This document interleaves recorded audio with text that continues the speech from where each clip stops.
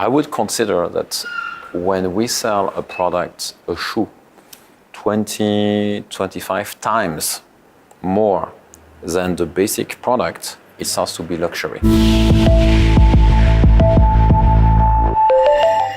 Hello everyone, thanks for watching Duke's Copy TV. Today we interviewed Mr. Thibault Villet, who is the founder of Made.com, to talk about the luxury goods on e-commerce platform.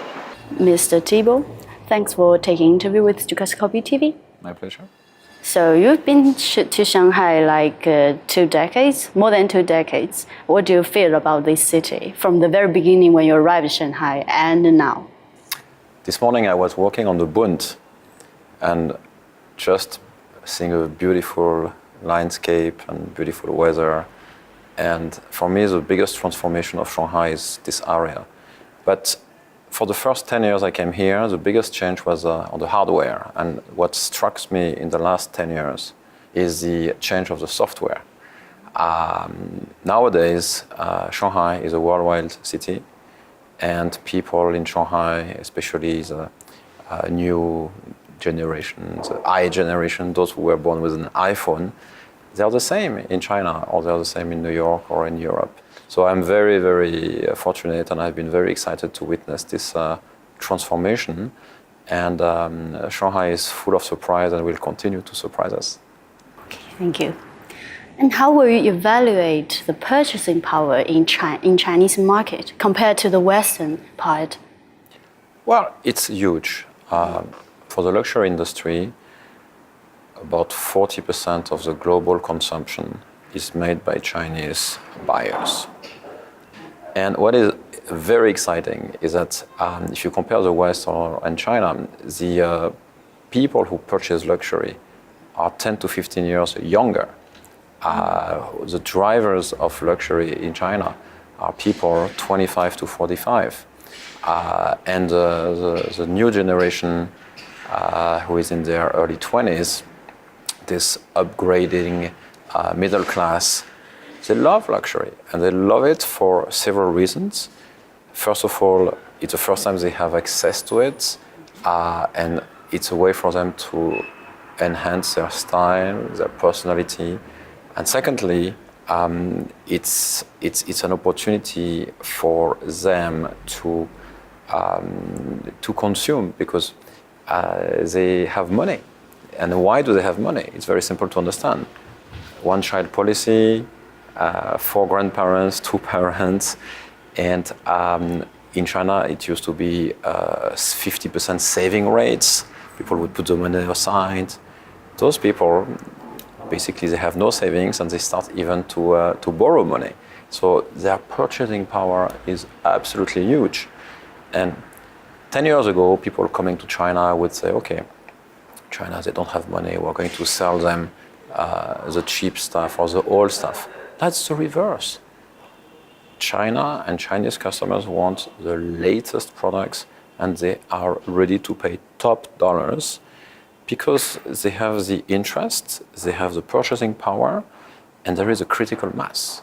If you look at the global market, what I said at the beginning, 40% of the consumption is driven by the Chinese. And if we project ourselves by 2025, which is 7 years down the road, the total consumption of luxury could probably be done at 50% by the Chinese. So Chinese consumers could represent up to 50%.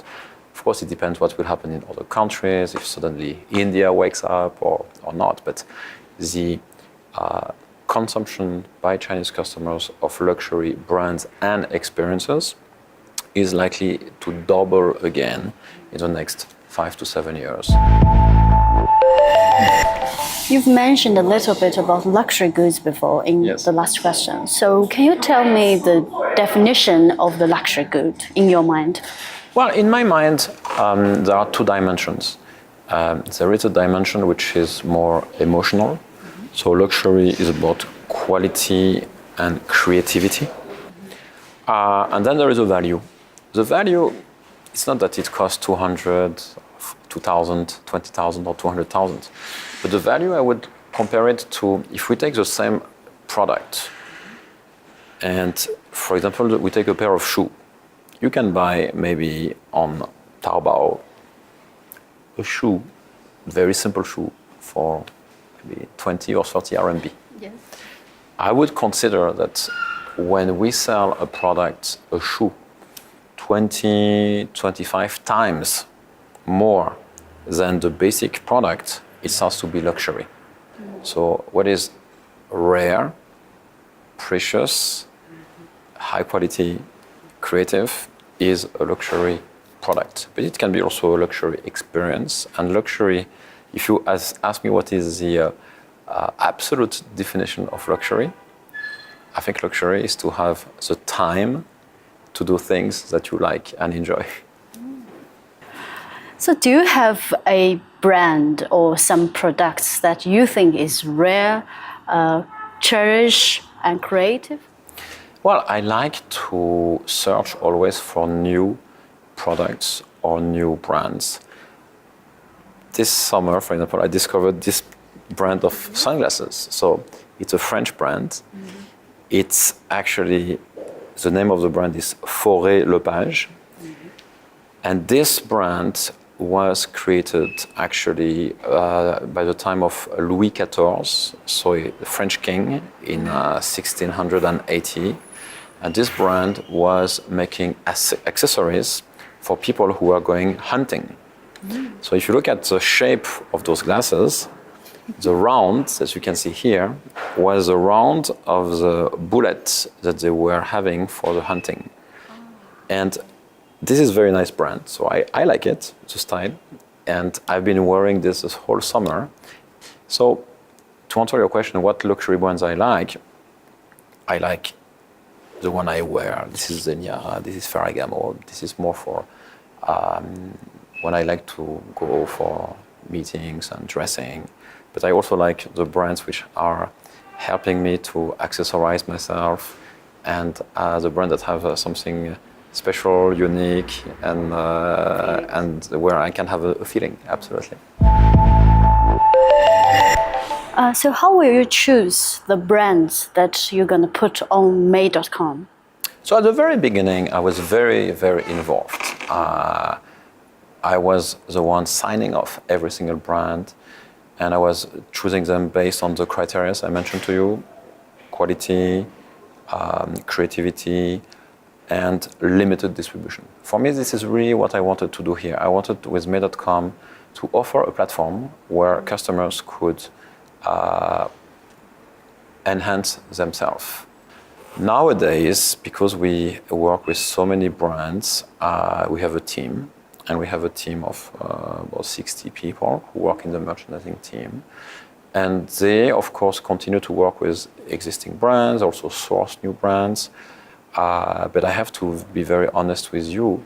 I also trust the judgment of some other people, and I'm not the only one to be the one to choose the brands anymore. And I also listen a lot to my kids because they're coming from a new generation, and they are 16, 14, and the new brands that they like are also very interesting.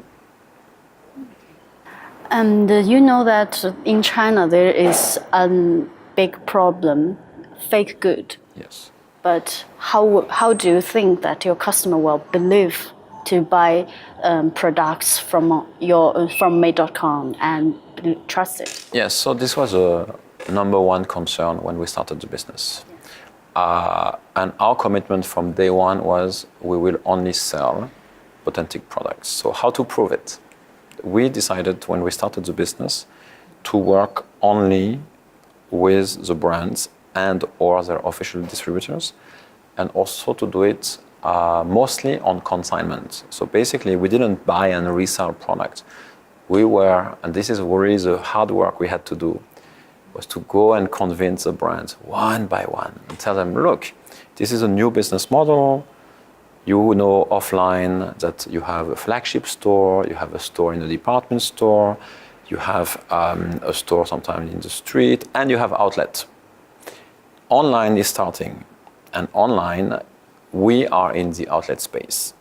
And tomorrow we will also be on the flagship store. But 8 years ago, the market was more about outlets. So The whole work we had to do was to convince the brands one by one to work with us. Why did we do that? It's because when we signed the contract with the brands, when we had the products on consignment, we knew it was original products. There was no fake, it was 100% original. So this is how we built up the whole business. We started with brands like Juicy Couture, Kipling, Burberry Eyewear, Stefanel, which was a ready-to-wear brand, Shuemura, cosmetic brands from L'Oreal Group. And nowadays we work with Ferragamo, Versace, Dolce & Gabbana, Bottega Veneta, and so on and so on and so on. I'm not going to tell all the brands we work with. So we came a long way. And this whole effort has been because step one by one, we convinced the brand. So what is the future plan of Made.com, do you think? Well, as I mentioned, there are several areas. We started in the outlet flash sales, and this remains a core business because we have value customers who are interested, but we also have brands that have a need to sell their excess inventory. This is about half of the business, and it will continue to grow as we are growing. The second area which we have been growing in the last 2 years is what we call in-season. And the in-season, we grow it alongside bringing more new and emerging designers. Why? Because, as I mentioned, the Chinese millenniums, the post-90 or post-95, they are looking for brands and products that are different, that are unique, because they want to express themselves. So to do that and to offer that, there are hundreds and thousands of brands overseas in China that are made or created by really, really cool and interesting designers. And our goal is to identify and work with these people and build up with these people channels for them to sell and to contact our customers. So we will grow this, what I call designer, multi-brand offer, because we think this is what the young Chinese customer wants. And the third thing is, if we look at the overall ecosystem, and Made.com is part of Alibaba Group, there are also more brands that open their flagship store. And on Tmall, you have more luxury brands that have opened their flagship stores, and there will be more. Those brands are looking also for partners that can help them to operate the store, marketing-wise, logistic-wise, customer service-wise, IT-wise. So because we have all the services, we have actually 350 employees. They know how to do marketing, to get the traffic. They do the creative, so they don't know how to do beautiful shootings, creative shootings and campaigns. They know how to do the logistics. They know how to do the customer service. So we are now offering to selected brand partners those what we call TP services, which can help the brands to operate their e-commerce, either on Tmall or on Made.com or on their own platforms. So these are the three areas which we grow the business: outlet, in-season multi-brand, and TP.